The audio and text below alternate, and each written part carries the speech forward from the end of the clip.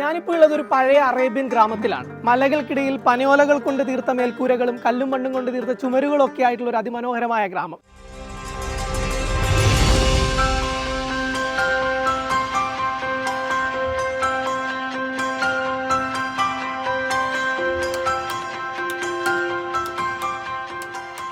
പഴയകാലത്തെ അറബികൾ എങ്ങനെയാണ് ഈ കടുത്ത ചൂടിനെയും തണുപ്പിനെയും ഒക്കെ അതിജീവിച്ചിരുന്നത് എന്ന് നിങ്ങൾക്ക് ഇവിടെ വന്ന് മനസ്സിലാക്കാൻ കഴിയും എന്നുള്ളതാണ്. അവരെന്തൊക്കെ യൂസ് ചെയ്തിട്ടാണ് അതിനെ തരണം ചെയ്തിരുന്നത് എന്നടക്കം മനസ്സിലാക്കി തരുന്ന ഒരു ഗ്രാമം, ഹത്തയിലെ ഹെറിറ്റേജ് വില്ലേജ്.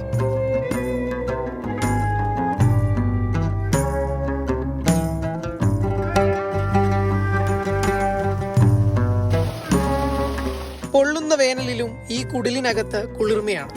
പ്രകൃതിയിലെ വസ്തുക്കൾ തന്നെ ഉപയോഗപ്പെടുത്തി കടുത്ത ചൂടിനെ മറികടന്നാണ് ഈ മരുഭൂമിയിലെ മനുഷ്യർ അതിജീവനത്തിന്റെ വിജയഗാഥ തീർത്തത്. ഹത്തയിൽ പഴയ അറേബ്യൻ പൈതൃകത്തിന്റെ നേർ ചിത്രമാണ് ഹെറിറ്റേജ് വില്ലേജിലൂടെ സഞ്ചാരികൾക്കായി ദുബായ് ഒരുക്കിയിരിക്കുന്നത്. 2001 പഴയ കുടിലകളും കെട്ടിടങ്ങളും പുനർനിർമ്മിച്ച് തുറന്നു നൽകിയത്. പഴയ അറേബ്യൻ സംസ്കാരത്തിൽ ആളുകൾ ഉപയോഗിച്ചിരുന്ന വസ്തുക്കളും അവരുടെ ജീവിതവും ആ പഴയ ഗ്രാമത്തിന്റെ ഭംഗിയും എല്ലാം അതേപടി പുനരാവിഷ്കരിക്കാൻ ശ്രമിച്ചിട്ടുണ്ട്.